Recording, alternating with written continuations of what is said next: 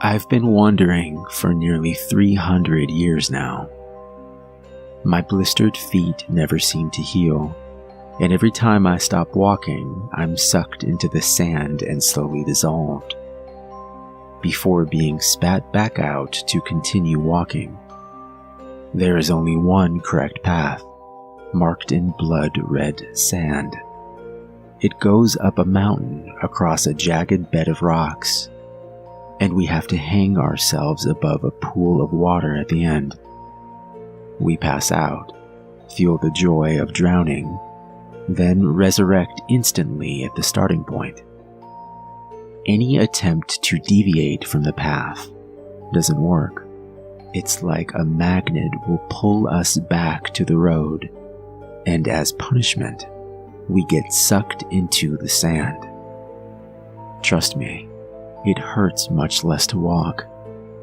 I walk as slowly as I can every day, but it only prolongs the torture to come. Every day, every hour, I walk. I wonder why I've never seen another soul here. How can I be the only one in hell? Some days I fantasize that I'm actually strapped to a hospital bed, and all this will end once I wake up. But it never does. And I am not that deluded. One day I was given a chance. I was going up the same mountain I had to go across every day, and this time I saw a tall, dark-haired, rather handsome teenager. He snapped his fingers, and the red sand blended into the background. I stopped in front of him. "Hello, Martha," he smiled, his teeth gleaming beneath a pair of nightshade violet eyes. "Who are you?" I gasped. Those white teeth increased as his lips pulled back in an even wider smile. "Take a guess, Martha." "You're the devil," I said. "Bingo. And I am here to tell you that your punishment is almost up. Your time has come to be reborn." "What?" "No need to look so surprised. I punish bad people. I don't keep them here forever." I was still too suspicious to believe him. He was the devil, after all. There had to be a trick. "What do I have to do?" He pointed behind me, a dark finger materializing a door from a different dimension. Now I knew why I hadn't seen anyone. We were probably walking through a million different dimensions, each of us oblivious. The realization made me a little less lonely, especially when a man stumbled out from it. "This is Peter. Peter, Martha. The two of you will need to work together to get out of hell. After you've drowned yourself, follow the red sand all the way." The devil looked at me, and a voice boomed in my head. "Only one of you will make it out of here. The other stays here forever." I gasped, and Peter grabbed me. Apparently he hadn't heard anything, because his face looked more concerned than worried. And so began our arduous trek. We walked past the inner sanctums of the devil's playground, wincing with each new revelation. With every step, I was wondering how I would overpower Peter when he was obviously stronger. "Hey, you alright?" I looked over at him. "Yeah, I'm just wondering what it would be like to be reborn again." "What were you here for, anyway?" I bit back tears. "Suicide. I was being bullied in school for sleeping with the most popular kid, who had a girlfriend at the time. The teachers weren't doing anything either, because one of the teachers was the mother of the girlfriend. I couldn't take it. I jumped from a bridge." I bit back tears, remembering the terror of falling. "What about you?" His face looked sad. murder.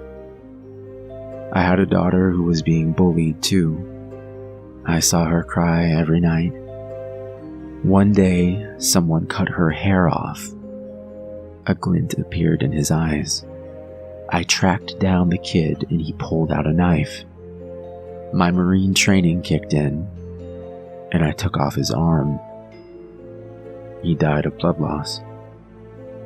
He looked at me, and now here we are, suffering for things we never deserved to go through.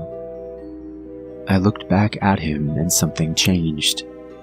It was as though love grabbed hold of me, as though it could somehow exist in this hellhole. I smiled and replied, "Well, at least we're done with our sentence." We exchanged details of our past lives, and eventually we fell in love. The month-long trek seemed easier with him around. We went past fire, freezing waters, and glass showers, until a reddish aura began to appear at the foot of a gigantic mountain. He kissed me as we reached the end of our journey, looking up at the gate on a rock shelf just out of reach. "Martha, give me a leg up. I'll pull you up afterwards." His smile made me remorseful, as despite all my affection, the devil's words still rang clearly in my head.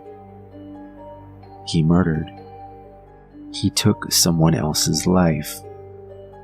I deserved to get out of here more than him. When we were reborn, we wouldn't even remember each other anyway. He went up first and then pulled me up.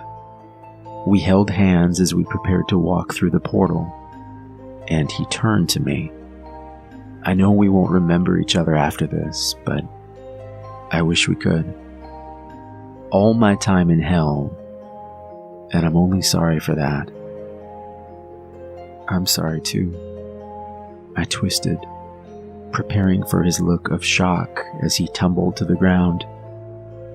Instead, he held strong and flung me off the rock, where I hit the red sand with a thump. I began to sink, but instead of the standard dissolving and recovering, I only felt the pain. I couldn't even die and resurrect. It was the kind of pain that I envisioned only hell to harbor. "Why?" I screamed up at Peter. He looked at me and walked through the portal wordlessly. I was left to rot in an endless eternal loop of anguish and pain. Peter stepped out through the portal and sighed. The teenager was at the other end, kicking back on the chair. "How was it, Peter?" He shrugged and turned to face the wall, where the lady was still struggling in desperation, watching the gates close forever. "I thought she was different." The devil laughed. "Different? People are all the same, Peter.